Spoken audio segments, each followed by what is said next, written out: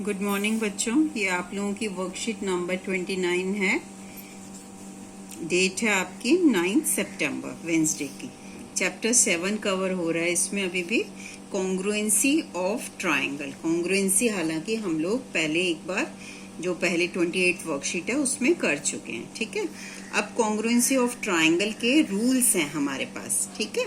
4 rules होते हैं, वो मैं एक एक करके आपको डिस्कस कर रही हूँ। अब पहला रूल हम कर रहे हैं एस। एक तो पहले ये ध्यान रखना है, एस जहां भी वर्ड आएगा हमारे पास ट्राइंगल के अंदर दैट मीन्स साइड, और ए आ रहा है तो एंगल। ओके, तो एस मतलब side side side congruence rule. चलो देखो, ये स्टेटमेंट है हमारी। स्टेटमेंट से भी ज्यादा इंपॉर्टेंट है हम फिगर से हम समझ पाए कि क्या चीज है। एक बार मैं ये पढ़ देती हूँ स्टेटमेंट भी। If 3 sides of one triangle are equal to the 3 sides of other triangle, then 2 triangles are congruent.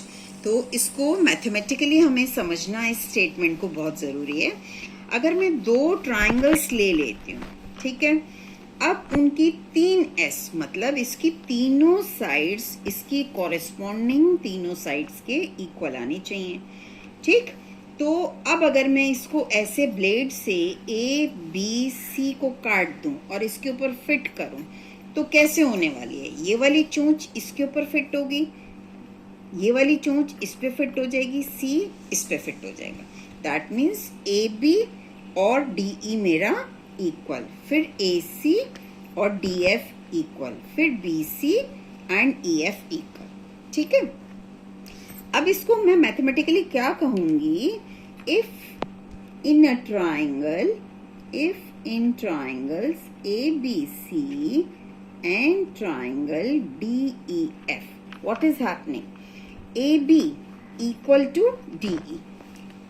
A B C के नीचे में ए बी सी के सारा सामान लिखूंगी, डी ई एफ के नीचे में डी ई एफ का लिखती जाऊंगी, ठीक है, जो इसके इक्वल आएगा।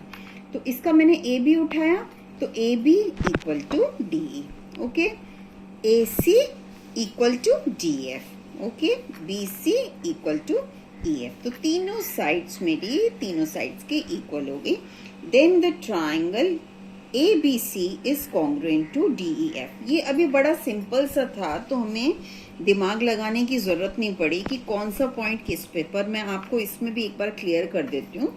जैसे ये चोंच मेरी इस पर जा रही थी तो जो A आ रहा है वो A की पोजीशन पर मेरा D पॉइंट होगा, B E के ऊपर फिट होने वाला है तो B की पोजीशन मेरी E पर आएगी, और C F पर तो F पर, ठीक है। अब दूसरा हम करते हैं, दूसरा कॉन्ग्रुएंस रूल है हमारा SAS, कॉन्ग्रुएंस रूल। अब इसको देखते हैं। S means side, A means angle, तो 2 साइड के बीच का एंगल, ठीक है। तो मैथमेटिकली हम अगर इसको बनाएंगे तो क्या हो जाएगा, 2 ट्राइंगल्स ले लिया हमने, 2 ट्राइंगल्स में 2 साइड, पहले इस साइड को इस साइड के इक्वल किया, इस साइड को इस साइड के इक्वल किया, और इंक्लूडेड एंगल, इंक्लूडेड मीन्स उसके बीच में बैठा है ना, 2s के बीच में बैठा हुआ है, तो ये 2s और इनके बीच का एंगल, ये 2s थे तो इनके बीच का एंगल। अब मैं इसको कैसे कहूंगी, if in triangle A B C and D E F, A B equal to D E, B C, ये देखो डबल लाइन से डिनोट किया हुआ है ना, that means B C equal to E F and angle B equal to angle E. Then triangle A B C, congruent का ये sign था, पहले में भी बताया था मैंने, congruent to triangle D E F. This is rule S A S, okay. अब हम रूल नंबर 3 कर रहे हैं।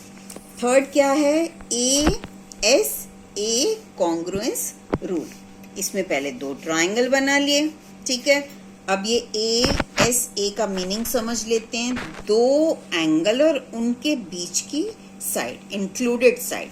तो 2 एंगल लिए मैंने, क्या हो गया, एंगल बी सपोज मैंने ले लिया ई के, और सी डबल लाइन डिनोट किए हुए, तो C इक्वल टू F, और इंक्लूडेड साइड, इन दोनों एंगल्स की इंक्लूडेड साइड कौन सी है, ये जिसके ऊपर ये बने हुए हैं। तो BC and EF single line denote किया। फिगर में ही अगर हम ये मेंशन कर दें तो ये जो हम लिख रहे हैं ये तो अपने नंबर लेने के लिए लिख रहे हैं कि मैम टीचर कोई हमारा नंबर ना काट ले, लेकिन फिगर में अगर हम ये प्लॉट कर लेते तो दिमाग वैसे ही हमारा चलना शुरू हो जाता है। चलो देखो, अब angle B equal to angle E, ये रहा। एंगल C डबल लाइन किया हुआ है ना, angle C equal to angle F and BC equal to EF। So triangle ABC is congruent to triangle DEF by ASA।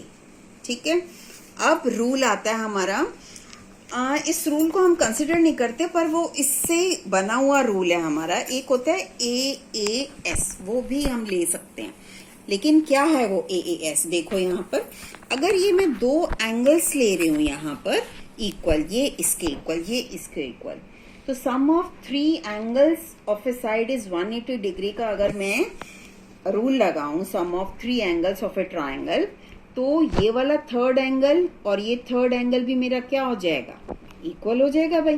तो उस case में क्या हो जाएगा? ए ए ए ए और एस एस।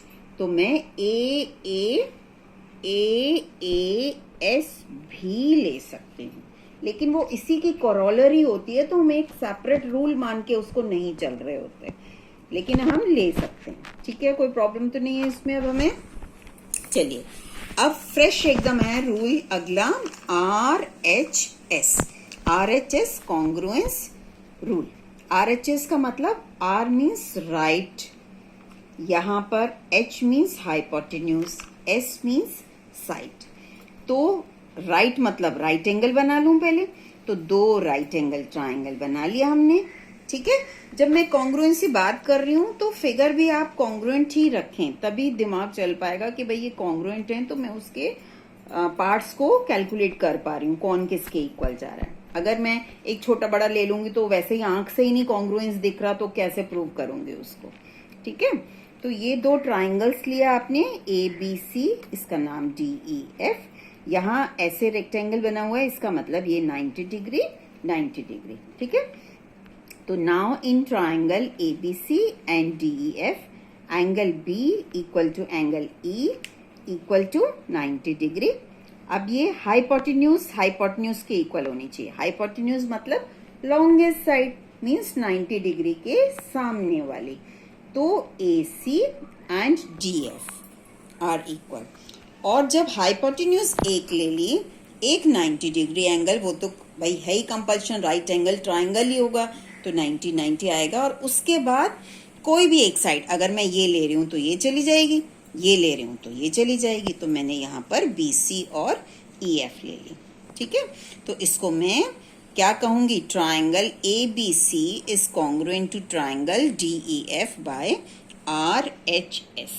अब लेते हैं कि ये हमारा, जब मैंने फिट किया, इसको ब्लेड से काटा, तो ये कैसे फिट होगा? A पॉइंट D पर जाएगा, B पॉइंट E पर जाएगा, C पॉइंट F पर जाएगा। तो A किस पे जा रहा था? D पर, तो उसके सामने की पोजीशन D हो गई। B सेकंड नंबर पे यहाँ बैठा है, तो यहाँ पर E को भी मुझे सेकंड नंबर पे ही बिठाना पड़ेगा।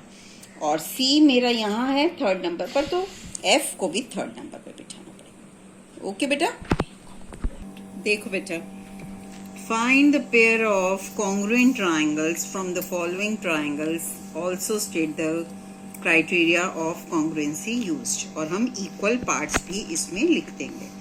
अब ये आपको फिगर गिवन है, इसमें हमें ये चेक करना है कि ये कॉन्ग्रुएंट है तो कौन से रूल से और कौन से उसके इक्वल पार्ट से। ठीक है, पहले तो एकदम लेमैन लैंग्वेज में कैसे समझना है कि अगर मैं ब्लेड से इसको काटूं तो कैसे इसके ऊपर फिट कर सकती हूँ। ठीक है, अगर ये मैं काटूं तो ऐसे यूं घुमाकर तो नहीं कर सकती, ये पूरी मेरी इसके ऊपर जाएगी और ये वाली C चोंच मेरी R पर फिट हो जाएगी। तो वही चीजें मुझे लिखनी है। इन ट्राइंगल ABC, पहले ट्राइंगल दोनों के नेम्स लिख दिए हमने। यहाँ पर दिमाग लगाना नहीं है हमें, जस्ट ट्राइंगल के नेम्स उठा के लिख दिए, ABC PQR। ठीक है, अब यहाँ से इसकी इक्वल और इसकी इक्वल लिखते जाएंगे, AB equal to PQ, A B equal to P Q, और वो भी लिख देते हैं, गिवन क्या है मेरे को 3 सेंटीमीटर। फिर B C equal to Q R equal to 5 centimetre. फिर क्या है A C equal to P R equal to 6 centimetre. तो तीनों मैंने क्या कर दी भाई, इसकी साइड साइड साइड हो गया। एक बार ये नोट भी कर देते हैं यहाँ, ताकि एकदम अच्छे से हम समझ जाएं इसको। और ये ट्रिपल साइड तो किससे हो गया, ट्राइंगल एबीसी। अब पहले एबीसी तो मैंने लिख दिया, उसके बाद मैं इसको कॉन्ग्रुएंट ट्राइंगल, अब मुझे वो चोंच से चोंच मिलाकर देखनी है कौन सा वाला पॉइंट किस पे गिरने वाला है। जब मैंने इसको काटा तो ये ऐसे करके यूं आएगा, तो ए पॉइंट पी पर, तो जो ए की पोजीशन है वो पी की पोजीशन, ठीक है। अब बी की पोजीशन यहाँ बैठा हुआ है, तो बी के ऊपर क्यू गिरने वाला है, तो क्यू की। फिर सी के साथ थर्ड पॉइंट मेरा क्या बचा, आर। तो S S S congruence rule के द्वारा मेरे ये दोनों के दोनों ट्राइंगल्स क्या हो गए, कॉन्ग्रुएंट हो गए, ठीक है। चलो अब देखो, इसको देखो, ये दो आपको ट्राइंगल्स गिवन है, ठीक है। इसमें मैं पहले तो दो ट्राइंगल्स के नेम क्या क्या हैं, L N M D E F, L M N और डी ई एफ, ये ऐसे उतार लिया रैंडमली, यहाँ दिमाग नहीं लगाना, लेकिन जो लास्ट में लिख रहे हैं वहां हमारा दिमाग लगेगा कि कौन सा पॉइंट किसके ऊपर गिर रहा है। चलो देखो, अब एंगल एन एंगल ई दोनों इक्वल हैं, किसके इक्वल, 40 डिग्री के। L N equal to D E equal to 3 centimetre, ठीक है। और N M equal to E F, N M equal to E F कितना है भाई, 5 तो 5 सेंटीमीटर। अब ये साइड एंगल साइड से कॉन्ग्रुएंस हो गया। अब मुझे नेम्स पे फोकस करना है कि कैसे लिखूं। पहले वाला तो ऐसे उतार दिया, एल एन एम लिख दिया, triangle L N M, congruent triangle. अब जब मैं इसको काटूंगी तो कौन सी वाली चोंच किससे मिल रही है, एन एकदम 40 है, ये भी 40 है, तो एन की चोंच मेरी ई पर आनी चाहिए, और ये 5 के ऊपर फिट होना चाहिए। तो क्या मतलब हो गया, एल डी पर, एन ई पर, एम एफ पर। तो वही लिखते हैं, यहाँ पर एल था तो एल किस पर आ रहा है, डी पर, डी लिख दिया, एन ई पर तो ई पोजीशन हो गई, और एम की पोजीशन थर्ड है, और एम के ऊपर, एफ के ऊपर गिरेगा तो एफ आ गया, ठीक है। तो एस ए एस से मेरा कॉन्ग्रुएंस रूल लग गया यहाँ पे। अब इसको देखेंगे जरा, ये दो ट्राइंगल्स गिवन है आपको, ठीक है। पहले तो मैंने दोनों ट्राइंगल्स के नेम उतार लिए, क्या है भाई, डी ई एफ, और इसका पी क्यू आर, जैसे मर्जी लिख लिया। अब इक्वल साइड लिखते चले जाऊंगी, एंगल ई और एंगल आर 75 है, एंगल का साइन जरूर देना है, angle E equal to angle R equal to 75 degree. फिर ये 70 इनके नेम्स क्या हैं, डी और क्यू, तो angle D equal to angle Q equal to 70 degree, ठीक है। और क्या गिवन है मुझे, D E equal to Q R equal to 3 centimetre, ठीक है। अब तीन चीजें मैंने लिख दी यहाँ पर। अब इसको जरा चेक करते हैं कि कौन से मेरे रूल से ये कॉन्ग्रुएंस रूल से कॉन्ग्रुएंट हो रहा है। तो यहाँ देखो, ए एस ए दो एंगल थे और इंक्लूडेड साइड थी, तो A S A congruence rule, ठीक है। अब ये लिखना है, यहाँ दिमाग लगाना है मुझे कौन सा पॉइंट किस पे कर रहा है, ठीक है। तो ट्राइंगल डी ई एफ पहले लिख लिया, कॉन्ग्रुएंट ट्राइंगल। अब जब मैंने ब्लेड से इसको काटा तो 70 पर फिट होना चाहिए, दैट मीन्स डी के साथ क्यू जाना चाहिए, डी की पोजीशन है वो क्यू की पोजीशन है। 75 की चोंच 75 के साथ फिट होनी चाहिए, तो ई के साथ आर, यहाँ ई की पोजीशन थी, यहाँ आर की आ गई।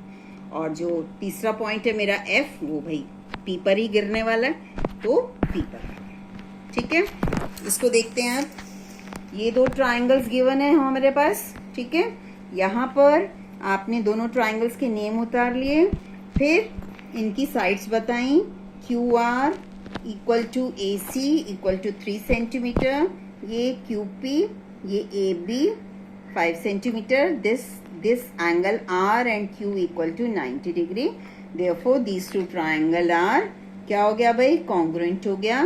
सीधा यहाँ पर 90 डिग्री है, हाइपोटेन्यूज और एक कोई साइड थी, तो बाय RHS। RHS देखना बड़ा आसान हो जाता है कि सीधा 90 दिख रहा है और अगर हाइपोटेन्यूज एक हाइपोटेन्यूज के ऊपर है तो और अगली साइड अगर बराबर है तो वो सीधा RHS में चला जाएगा। ठीक है, अब यहाँ देखो, ये आपने क्वेश्चंस अपने आप करने हैं। ये यहाँ पर 8 फिगर्स गिवन है। ठीक है, अपनी कॉपी में, अब जैसे मैंने तो आपको यहाँ ऐसे बना कर दिया ना, वर्कशीट में ऐसे थी, लेकिन आप लोगों ने जो 2 फिगर्स कॉन्ग्रुएंट होंगी उनकी क्या करनी है, फिगर पहले बनानी है। ठीक है, और फिर उनके पार्ट्स बताओगे कौन कौन इक्वल है और किस रूल से मेरे ये दोनों कॉन्ग्रुएंट है। अब जैसे ये और ये कॉन्ग्रुएंट दिख रहा है कि नहीं दिख रहा? ठीक है, जरूरी नहीं है ऐसे ही काटा और ऐसे ही चलेगा। इसको मैंने ऐसे काटा ब्लेड से, ऐसे उठाया और फिर ऐसे पलटकर इसके ऊपर फिट किया, तो ये दोनों ट्राइंगल्स के नेम ले लिए। ठीक है, फिर 2 चीजें कौन कौन सी चोंच बराबर आ रही हैं और जैसे पहले मैंने समझाया वैसे पूरा करोगे। ठीक है, अब ये जैसे 90 डिग्री 5, 8 और कहीं पर दिख रहा है, ये रहा, तो ये इसके साथ चले जाएगा। ठीक है, ऐसे आपने पेयरिंग करके इसमें देख लेनी है। ठीक है, ओके बेटा।